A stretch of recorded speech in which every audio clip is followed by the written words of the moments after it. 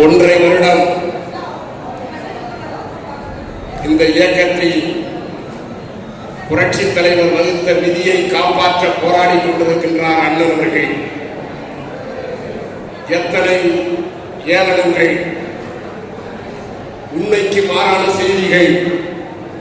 ஏதோ அதிமுகவே எடப்பாடி தான் புரட்சி தலைவருக்கு பிறகு கட்டி காத்தது போல் பேசிக் கொண்டிருக்கிறார். அவருடைய கால் வருடிகளும் அதை வலியுறுத்திக் கொண்டிருக்கிறார்கள். எலும்பு துண்டை தூக்கி வீசுவது போல் பதவி கொடுத்தால் நக்கி குறைக்கின்ற நாய்கள் எல்லாம் இன்றைக்கு குறைத்துக் கொண்டிருக்கின்றன. நான் உண்மையை சொல்கிறேன்.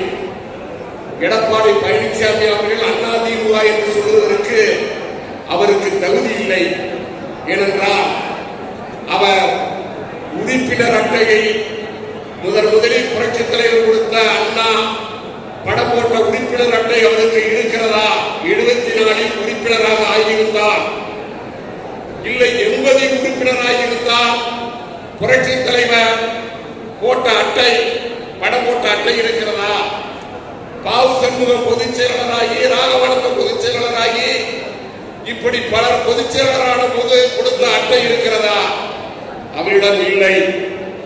ஏனென்றால் 1984 எடப்பாடியில் ஜனதா கட்சி சார்பில் ராஜ்குமாருடைய உறவினர் ஜெயதேவ ரெட்டியாருக்கு ஏறுமுடவன் சின்னத்திற்கு வேலை பார்த்தவர் தான் இந்த எடப்பாடி பழனிசாமி. இதை பத்திரிகையாளர்கள் செய்தியாக நீங்கள் போட வேண்டும் என்று கேட்டுக்கொள்கிறேன்.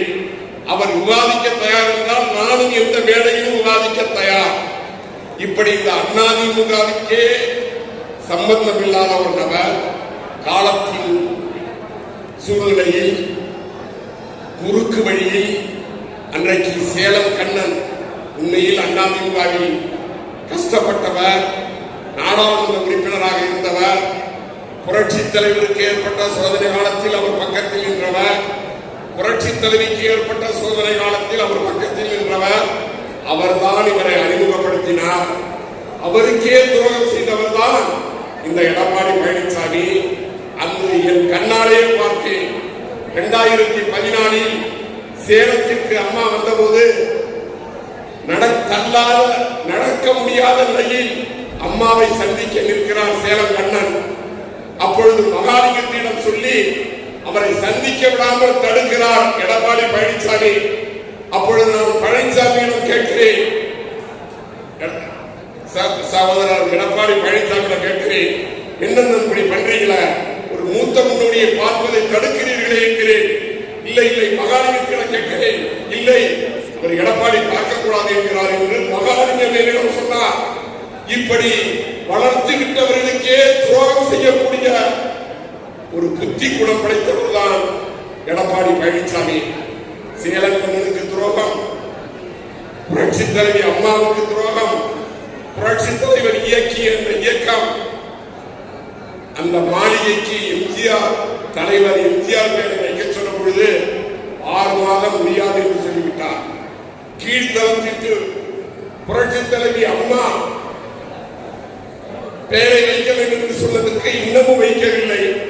மேல்தளத்திற்கு அன்னை ஜானகி அம்மா பெயரை வைக்க வேண்டும் என்று தேசிய பிரபாகரன் தான் முதலில் சொன்னார். அதை வலியுறுத்தி அண்ணன் ஓபிஎஸ் சொன்னார், நான் சொன்னேன். இன்னமும் ஜானகி அம்மா பெயரை வைக்கவில்லை. கீழ்த்தளத்திற்கு அம்மா பெயரை வைக்கவில்லை. எம்ஜிஆர் மாளிகை என்பது நாங்கள் அந்த மாவட்ட செயலாளர் கூட்டத்தில் வற்புறுத்தியதால் அந்த பெயரை வைத்தார். இன்றைக்கு அன்னை ஜானகி அம்மையாருக்கு 100ஆண்டு விழா கொண்டாடுகிறாராம். இங்கு ஒரு பக்கம் சொல்லுகிறார், ஜானகி அணி ஜேடி இணைந்து விட்டது. ஜானகி அணியில் இருந்த அண்ணன் காளிமுத்தை சபாநாயகராக்கினார், ஆரம்பியை அமைச்சராக்கினார், முத்துசாமியை அமைச்சராக்கினார். அம்மா ஜானகி ஜேடி என்று வித்தியாசம் பார்க்கவில்லை.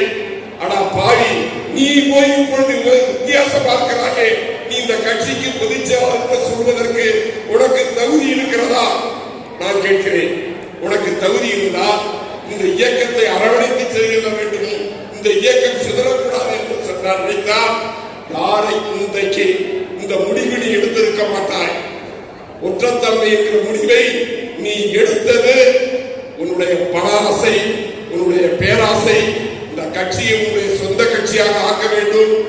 நீ அமைச்சராக இருக்கும் பொழுது உன் தொகுதியில் யாராவது ஒரு ஏழை பிள்ளைக்கு ஒரு வேலை வாங்கி கொடுத்திருக்கிறாயா? அதை சொல் பார்ப்போம். முதலமைச்சருக்கு முன்னால் நீ எம்பியாக இருந்திருக்கிறாய், சட்டமன்ற உறுப்பினராக இருந்திருக்கிறாய், ஐஏஎஸ் மினிஸ்டராக இருந்திருக்கிறாய்.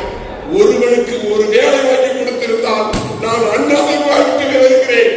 தொண்டனையே சந்திக்காத நீ சந்தர்ப்பச்சுமுறையா, வஞ்சகத்தால், சூழ்ச்சியா இன்றைக்கு பொதுச் செயலராகி இந்த இயக்கத்தை அழிக்கிறாய். உன் சொந்த நலத்துக்காக 99% பேர் இணைய வேண்டும் என்று தொண்டர் துடிக்கிறான்.